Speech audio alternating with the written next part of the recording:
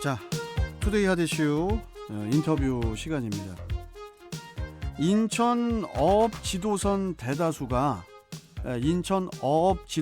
대다수가 건조한 지 20년을 넘긴 노후 선박들인 걸로 나타났다고 합니다. 이렇게 노후 선박이 된 어업 지도선은 기능 약화로 그 역할을 감당하기에 어려움이 따를 수밖에 없어서 업무 수행에 위험을 초래할 수 있는데요. 자, 이와 관련해서 허선규 인천해양도서 연구소 대표 연결해서 자세한 이야기 들어보도록 하겠습니다. 자, 허선규 대표님 나와 계시죠? 예. 예, 반갑습니다. 인천에 있는 그 어업 지도선의 그 낙후 현상이 심각하다고 하는데요. 어업 지도선이 평균적으로 언제 만들어진 것들인지 이게 일단 좀 궁금한데, 뭐 그나마 뭐 최근에 만들어진 어업 지도선도 있겠죠? 예. 지금 인천에 열척 어업지선이 있는데, 지도선이 10척 있어요. 예. 예, 예. 7척이 22년을 넘겼죠, 훨씬. 예? 22년을 넘겼죠. 22년을 넘겼다고요? 예. 10척 중에 7척이 그렇게 됐습니다.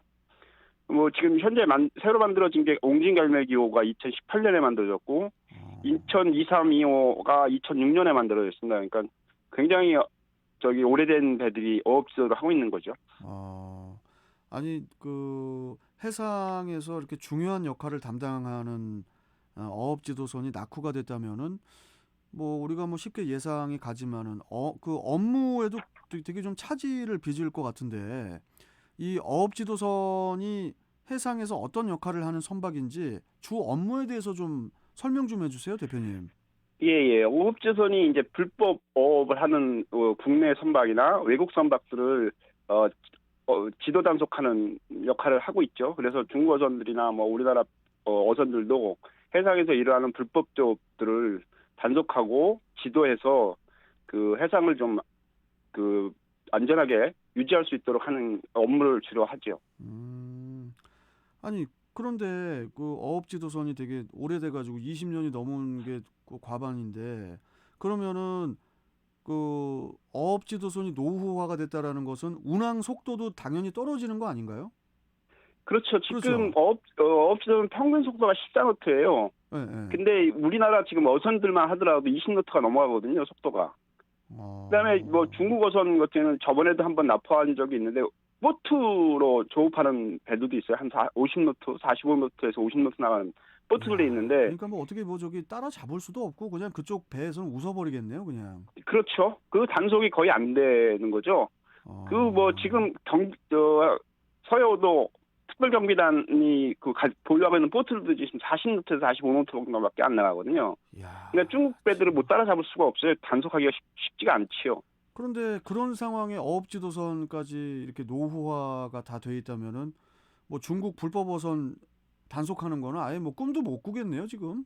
지금 그래서 그 업체선이 중국 어선 불법 조업을 단속했다는 저희가 없어요. 선례가 없고. 예. 지금 경비정이 억지로 이제 막아내고 있긴 한데, 업소선이 사실 단속을 하는 게 국내 어선도 하지만 중국 어선들도 막아내야 되거든요. 예. 근데 그게 전혀 이루어지지 않고 있죠. 아니 그것을 우리 그 관계 당국에서 그런 이야기를 안 듣습니까? 그 보고가 안 됩니까? 그게? 그게 이제 기초단체에서나 인천시, 옹진군이나 인천시에서는 국비 지원을 좀 해달라. 그래서 어업지도선을 현대화하게끔 해달라고 하는데, 일단 그 국비 이야기는 이따가 좀 하기로 하고요. 예. 그러면은 지금 그 우리나라의 불법 어선이나 중국의 불법 어선 우리가 계속 그 뉴스를 통해서 접하고 또 우리도 또 청취자분들께 안내를 해드리고 그렇게 있는데 이게 뭐 잡힐 수가 없는 거네요. 그럼 뭐 어떻게 해경이 나서야 되는 상황인가요? 뭐 어떻게 되는 겁니까 이게? 그게 이제 지금 이제 해경이 단속을 주로 하고 있는데, 예.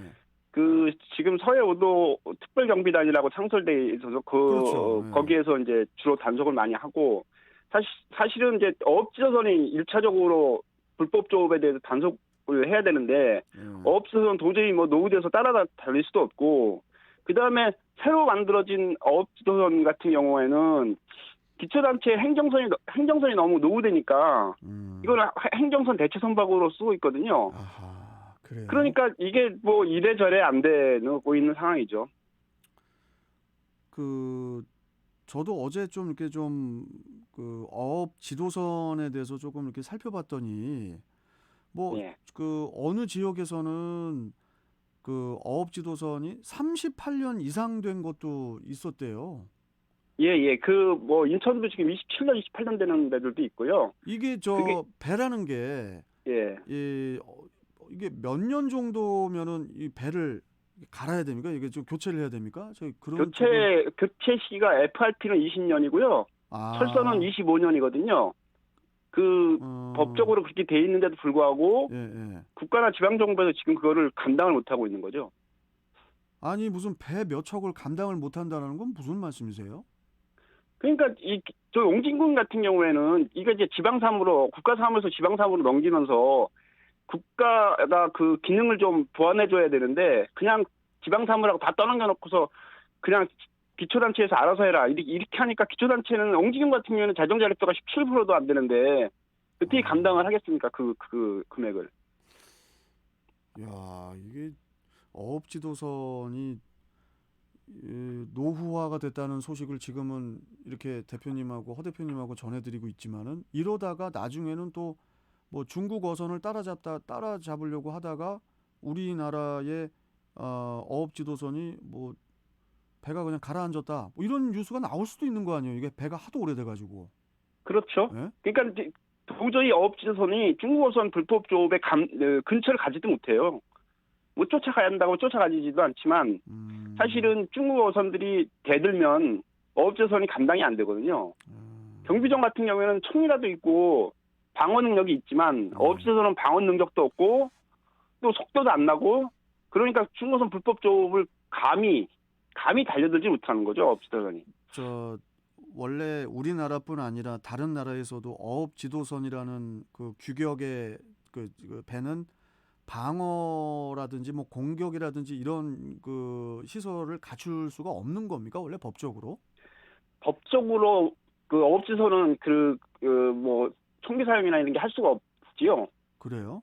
예, 예. 그냥 맨날 방어 능력 정도만. 항상 이렇게 뉴스를 접하다 보면은 항상 당하는 얘기만 들으니까 우리가 그러면은 차라리 어업 지도선을 그 뭐 방어를 좀 확실하게 하고 뭐 공격을 좀 뭐 이렇게 위험한 거는 좀 그렇다 하더라도 좀 강력하게 해경뿐만이 아니라 해군뿐만이 아니라 어업 지도선도 좀 이렇게 좀 위협스럽게 그렇게 좀 해줘야 그래야 불법 어선들이 아이고 저쪽에 저 어업 지도선 나타났다 이러면서 경각심이 또 이렇게 생길 거 아닙니까? 왜 항상 이렇게 어업 지도선 같은 경우에는 맨날 이렇게 당하는 뉴스만 우리가 접하는 걸까요?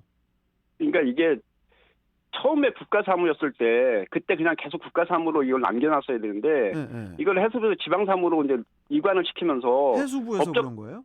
예, 예. 해수부에서 이제 지방사무로 넘기면서 이게 그 법적 근거를 제대로 갖춰놓지 못한 거죠. 그러니까 뭐 그냥 불편하다고 그냥 지방사무로 그냥 밀어내기만 했지 그거를 보완하거나 뭐 대통령으로 어떻게 좀 법적 근거를 좀 남겨놔서 국가가 좀 예, 이게 좀 지방사무라고 하더라도 국가가 좀 관여를 했어야 되는데 그러지 못하고 있으니까 지방에서는 지방 나름대로 그 재정이나 뭐 이런 문제들 때문에 도저히 배를 다시 뭐 새롭게 건조할 수 있는 능력도 안 되고 그러니까 업체선이 그냥 무용지물 돼버리는 결과가 되는 거죠.